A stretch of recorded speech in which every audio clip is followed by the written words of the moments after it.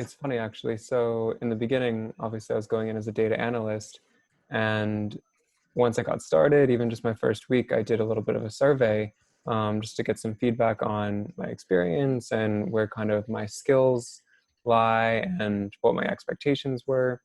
And then right after the survey, I ended up having a meeting with a couple of the partners, and we discussed it. And they said, you know what, we actually think you're much better fit for another position that we don't really have, but we want to make something specifically for you because you're interested more in what we do for work rather than just the data and the Excel, everything like that.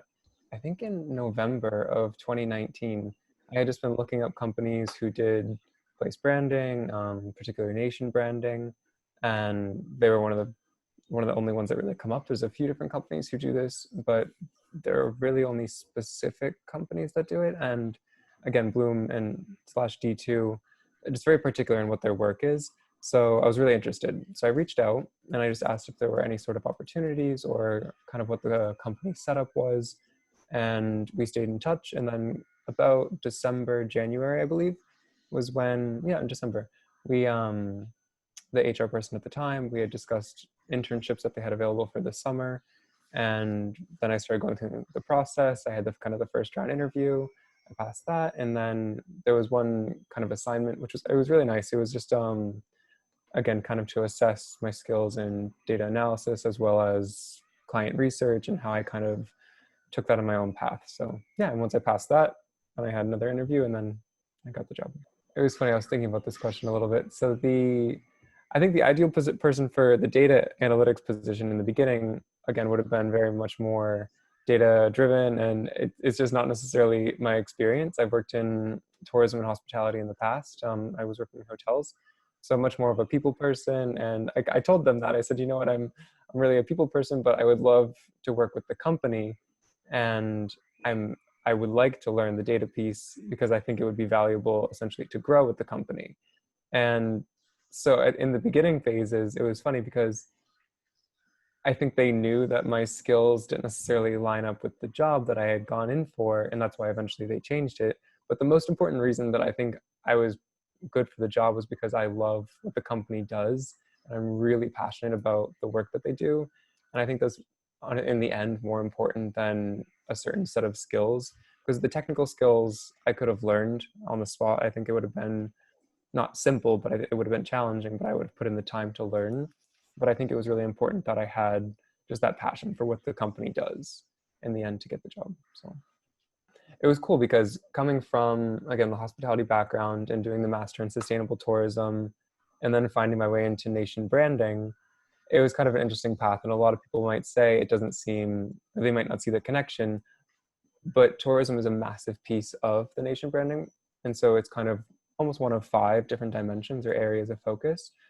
But the tourism piece, I think, is super important right now, especially because as we start to see how people look at how nations responded to COVID-19, and especially with the government, I think that's honestly one of the biggest pieces, how the national government responded to COVID-19. That really impacts the way that people perceive these nations. So in terms of whether I want to move somewhere or if I want to study somewhere, that's more of the talent piece, but tourism is going to be huge. So I mean, we can look at countries like New Zealand or even South Korea, who performed incredibly well in terms of managing it early on, or even Singapore. So people are perceiving them as having done it very, very well. And from the leaders, from the people, everyone just being on board together. So once we kind of start to recover and people can start traveling more willingly, those are the countries that people are going to want to start traveling to. Because I mean, they see them as being successful. They see them as being safe, healthy, clean. And so it's going to be really important. So using the data, especially that D2 has to offer, they can tell what people are searching for at this time. So are people actively searching positively to travel to New Zealand, and kind of vice versa? Are people not searching specifically for countries that were perceived to have done things negatively, for instance, the United States, or even kind of Italy or Spain in the beginning, which again, you could see the kind of the delayed response in certain aspects, and you can see very directly how that relates to people's. In both are the future, honestly. I think you have technology and you have big data, and it's so important right now for, I mean, I think all aspects of the world, and especially any sort of business. But then the sustainability aspect of things it's something that, I mean, we're already seeing it right now, but it's just as important that every company and or business and or nation or any sort of public, private, whatever sector, take it into consideration. So if you can match the two, no, in the beginning it was really great. I think the fact that it's a very, very small institution, or I mean, obviously EAE is a bit bigger, but Australia in specific is very small. So you get to know everybody very quickly, and especially having a class about 24 students, everybody got to know each other super quickly. All the professors were very personable. We always had some sort of great relationship with them, or it was always very open and easy to communicate with them. And so that was really important for me. And especially on my behalf, having been the delegate, it was very easy to communicate. And I think that was the number one thing, is just, at least in the beginning, getting the answers that we needed, and international students coming in, needing to get visas and, NIEs. And so just all the difficulties that you go through, I felt like we were supported at least by our director, Claudio Milano, who was really amazing throughout the whole experience.